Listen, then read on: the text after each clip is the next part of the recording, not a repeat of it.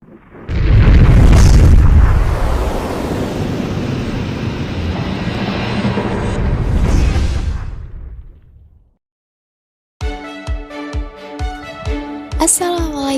warahmatullahi wabarakatuh.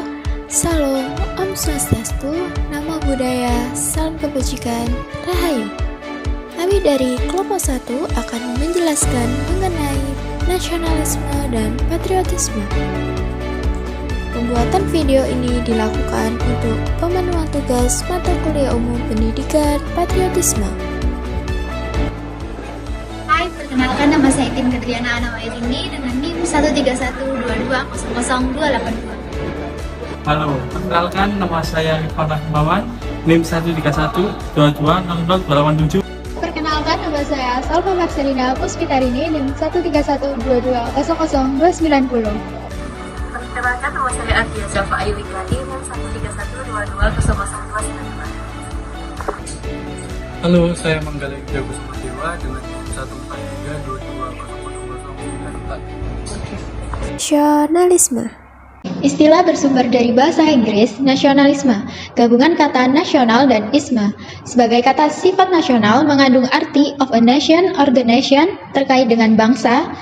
Nation sendiri merupakan kata yang berasal dari bahasa Latin yaitu natio natus, terkandung makna to be born atau dilahirkan. Jadi, nasionalisme adalah sebuah kesatuan moral dari masyarakat dalam mencapai tujuan atau keinginan yang sama. Seluruh rakyat bangsa ini harus bersatu dalam mewujudkan negara demokrasi sesuai dengan Pancasila untuk memilih pemimpin dan merancang undang-undang yang bertujuan untuk memajukan negara. Patriotisme. Pengertian patriotisme. Adapun yang dimaksud dengan patriotisme dijelaskan menjadi beberapa pengertian. Yang pertama, patriotisme merupakan sikap seseorang yang bersedia mengorbankan segala-galanya untuk kejayaan dan kemakmuran tanah airnya, semangat cinta tanah air. Yang kedua, patriotisme adalah sikap yang berani, pantang menyerah, dan rela berkorban demi bangsa dan negara. Yang ketiga, patriotisme adalah sikap dan perilaku seseorang yang dilakukan dengan penuh semangat, rela berkorban untuk kemerdekaan, kemajuan, kejayaan, dan kemakmuran bangsa.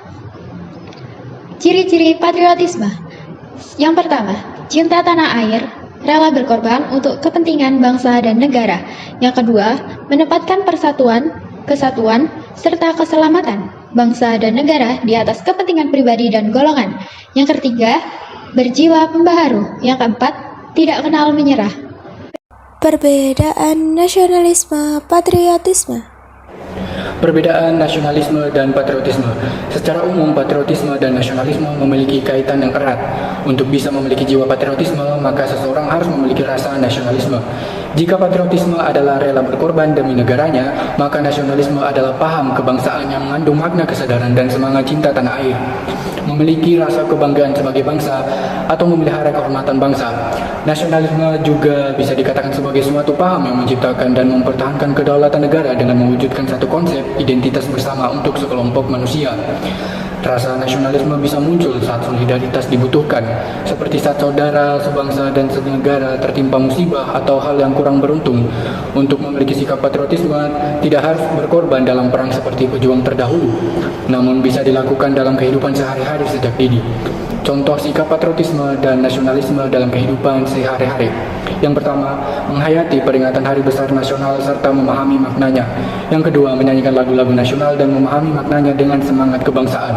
Ketiga, belajar tentang pengetahuan bangsa dan negara. Empat, memperjuangkan nilai-nilai kemajuan bangsa dan negara dengan selalu adaptif terhadap perkembangan iptek. Yang kelima, membanjiri ruang digital tentang nilai kebanggaan bangsa dalam dimensi etik dan berbudaya Pancasila. Dan yang terakhir, toleransi, gotong royong, dan menjaga persatuan bangsa. Nasionalisme Soekarno. Soekarno lebih kita kenal sebagai tokoh nasionalisme Indonesia. Gagasan beliau dikenal dengan istilah sosionalisme, bahwasanya inti dari pemahaman sosionalisme atau nasionalisme Indonesia yang digagaskan Soekarno haruslah nasionalisme yang bertujuan mencapai kebahagiaan umat manusia, dan bukan nasionalisme yang mengganggu agungkan negara di kancah internasional saja. Jadi, dapat disimpulkan bahwasanya kemunculan nasionalisme sebagai sebuah landasan perjuangan politik disebabkan oleh kondisi keterjajahan bangsa Indonesia oleh pihak asing. Dalam arti lain, nasionalisme Indonesia dibutuhkan untuk menjadi lemperkat bagi seluruh komponen bangsa dalam menegaskan bahwasanya nasionalisme Indonesia merupakan nasionalisme yang berpihak kepada kepentingan rakyat, bukan kepada kepentingan borjuis atau pedagang seperti halnya nasionalisme Eropa. Demikian inti dari paham nasionalisme pada Soekarno. Nasionalisme yang lahir dari rahim negara jajahan dan masih akan relevan menjadi landasan perjuangan hingga kini ketika bangsa ini masih menyandang status sebagai negara setengah jajahan. Gagasan nasionalisme Soekarno. Pemikiran Soekarno mengenai nasionalisme bertujuan pada cinta tanah air dan persatuan Indonesia. Hasrat tersebut diwujudkan mengenai 1. Nasakom bertujuan untuk mempersatukan golongan yang tidak sejalan saat itu. Tidak ada persatuan sama halnya Indonesia tidak bisa merdeka. 2. Demokrasi bertujuan untuk memilih kepemimpinan Indonesia dengan cara musyawarah mufakat. Tujuan Trisakti adalah menjadi presiden dan mewujudkan nasionalisme dalam tatanan kebijakan meski selamanya menjabat belum sepenuhnya terwujud. 3. Trisakti merumuskan 3 cita-cita politik yang bertujuan untuk menegakkan nasionalisme di Indonesia, yaitu berdaulat dan bebas politik, berkepribadian pada budaya, dan berdikari pada ekonomi. 4. Sosialisme Indonesia bertujuan untuk memanfaatkan potensi Indonesia dalam hal sumber daya alam dan kekayaan negara lainnya untuk kepentingan rakyat Indonesia. 5. Nawaskara adalah pembelaan presiden dalam sidang MPR yang tujuan yang berjumlah 9. Selanjutnya gagasan ini dijadikan Jokowi dalam pembangunan pemerintahannya sekarang yang disebut Nawacita. 6. Revolusi digunakan sebagai jargon yang bertujuan untuk memberikan semangat kepada rakyat supaya rakyat tetap bertumbuh menjadi pribadi yang baik dan mampu membawa bangsa yang lebih baik. Trisakti. Sakti berfungsi untuk menerapkan nasionalisme dalam melaksanakan berbangsa dan bernegara.